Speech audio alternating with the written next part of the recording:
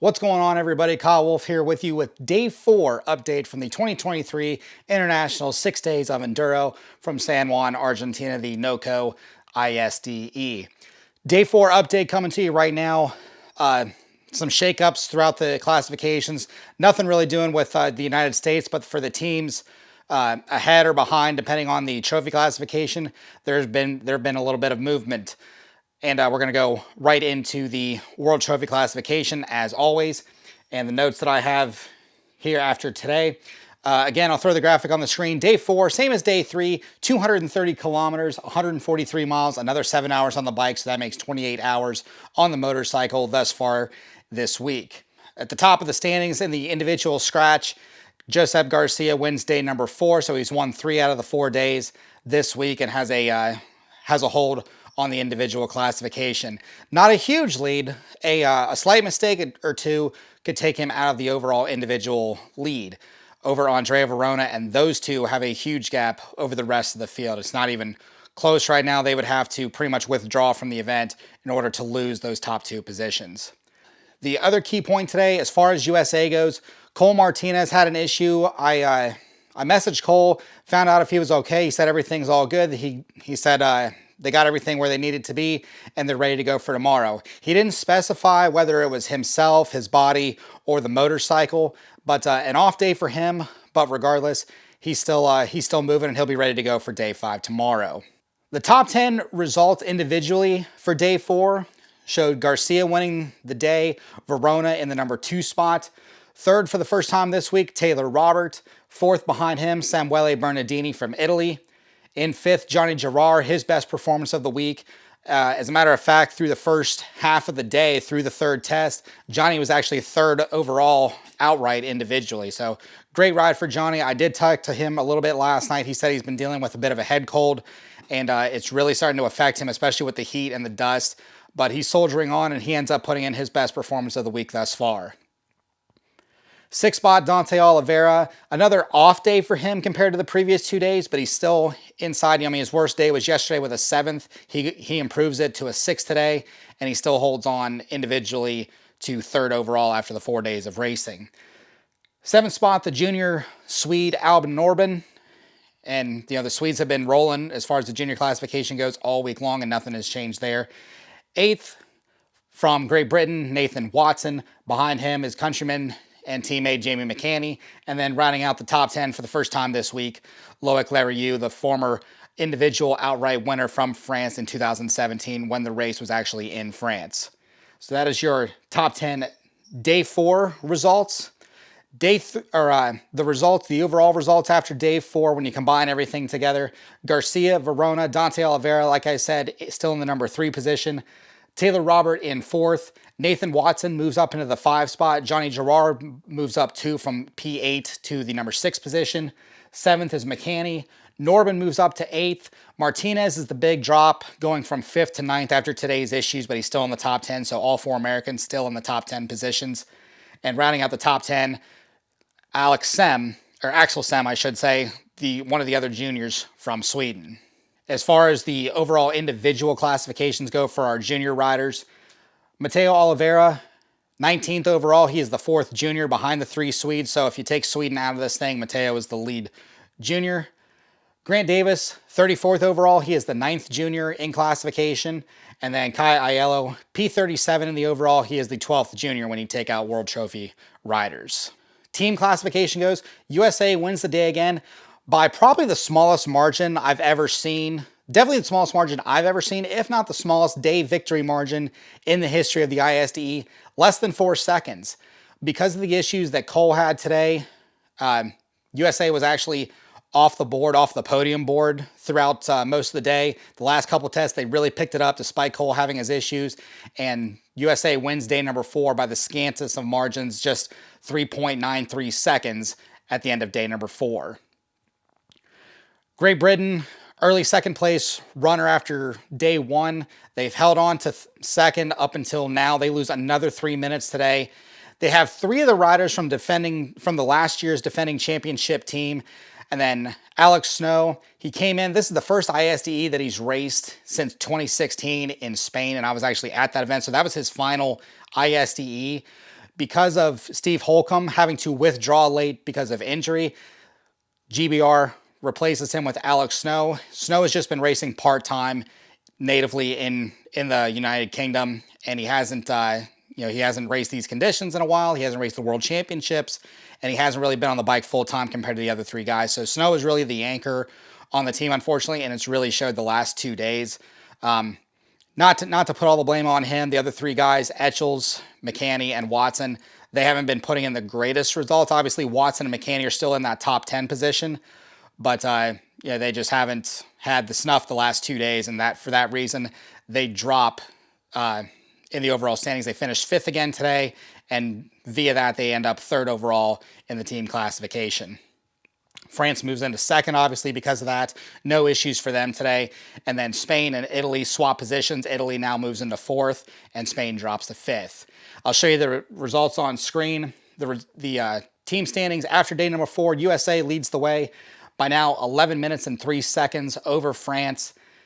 They're only 11 seconds, though, ahead of Great Britain. So Great Britain still has a shot at the number 2 spot, and also another 24 seconds back is Italy. So 35 seconds separating P2 through 4 in the team classifications. So that could flip-flop around in any moment tomorrow. And then if it's still close after tomorrow, things could change on day 6 for the final moto. And it's only about a 10 or 12, maybe 15-minute moto. If things are still tight after tomorrow, positions could change for that final motocross test on day 6. And then Spain, 13 minutes back. They're kind of out of it. They still got a shot at moving back into position, but they got to step up. Garcia's doing his part. He's leading individually outright, but the rest of the guys, they need to kind of step it up. They haven't been in the top 10 this week. Moving on to the Junior World Trophy classification, the USA Juniors for the day results. I already gave you their overall classification after day 4. Their day 4 standings. Grant Davis, 17th, or I'm sorry, Mateo Oliveira, 17th for the day. Grant Davis in 33rd, and Kai Aiello in 44th. And like I said, the overall classification through day 4, when you accumulate all the times, I just gave you those. For the 4th straight day, Sweden takes it. All 3 of their guys in the top 15. Once again, there's nobody touching them. They have to have a withdrawal, a retirement, in order to lose this thing.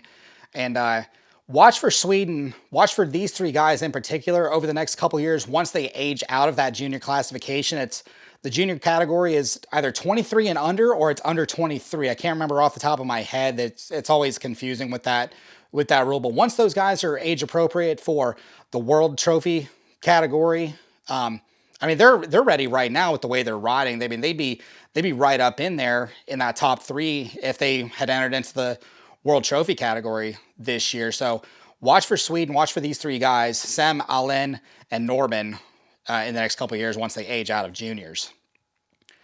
France in the number 2 spot, 16 minutes 5 seconds behind Sweden. They've got a stranglehold on. They got a stronghold on the number 2 spot. Barring any mechanical issues or retirements. Like I said, due to mechanicals or even injury. USA 21 minutes 29 seconds behind the lead. So 5 minutes off of France. Now they lost a couple more minutes today. Argentina, they're a half hour behind, 51 minutes 49 seconds. And then the Czech Republic, over an hour behind the lead. So the top 5 in that junior classification is pretty much set in stone right there, unless something big should shake up tomorrow. But right now, top 5, like I said, is pretty much in lock. Sweden holds on to it by a very good margin. France, USA, Argentina, and the Czech Republic. Moving on to the Women's World Trophy classification, Brandy Richards once again wins the day. That's 4 in a row for her. She takes the day victory in the individual classification. Some big shakeup in the Women's World Trophy. It was a 2-horse race from day 2 with USA, or even from day 1 really, with USA and Australia. And unfortunately, the former individual outright winner for Australia and a member of the 6-time championship team, Australian team for the Women's World Trophy, Taylor Jones, is out. I broke to you guys yesterday, Rachel Gudish had a hard crash in the final special test of the day. The bike was all mangled up. Apparently, she and Taylor, from communication that I got, she and Taylor hit the exact same spot, fastest part of the special test, and they both yard sailed it. And Taylor was really banged up after it. She finished the test, but she was really banged up. She rode the first test this morning for day 4, and then she couldn't even get into the time control, the second time control, after that first special test, and the pain was just too much. She had to withdraw. She's actually in hospital right now. So Taylor, we wish you the best. It sounds like a shoulder injury, some injury to the side, and even into the chest with the way she hit and how hard she hit and rolled and everything. And it sounds like a possible surgery is coming up for Taylor. So Taylor, we wish you the best. We hope you heal up soon. Have a safe trip back home to get yourself healed up, and surgery if it's not already if it's not going to be done down Argentina. Hopefully they have the good drugs to make your trip home comfortable. But we wish you all the best, Taylor. And then Rachel Gudish, as a result of that crash, has a grade 1 AC separation in her shoulder, so she had to ride today out, and she's going to have to do the same thing tomorrow, and it really showed in the results. But fortunately, USA has such a lead over the FIM Latin American team that she can ride around tomorrow, do the same thing on Saturday, and barring a mechanical, USA is in phenomenal shape to win the Women's World Trophy back once again. Other news of note, Corey Steed, as far as the Americans go, 4th outright on the day behind Danielle McDonald and Jessica Gardner from Australia. So they're down to 2. Danielle and Jessica are just riding for pride at this point. Danielle's been the second, consistently has been the second best rider this week, save for that 2-minute penalty on day number 2, and she's been the second best women's rider this week on the overall. For the Women's World Trophy standings after day 4, like I said, USA has a commanding lead, 2 hours, 15 minutes, and 15 seconds. And Australia, as a result of Taylor Jones' departure, her retirement, 2 hours, 15 minutes, and 19 seconds. So even with the retirement, Australia is only 4 seconds behind FIM Latin America. However, they're going to get that 3-hour penalty to them since Taylor is not racing. But should anything happen to the FIM Latin America team, Danielle McDonald and Jess Gardner are riding fast enough to leap themselves back into that number 2 position. One other thing to note, going into day 5 tomorrow, even though Rachel is hurting, 45 minutes to play with. With the way USA has been riding this week and with the way FIM Latin America has been riding this week, should anything befall the FIM Latin American ladies, there's a possible chance that USA could wrap this up tomorrow before we even have to go to the final moto, which I don't think that's ever happened in the history of the International 6 Days of Enduro. I mean, the odds of that happening are just sheerly impossible.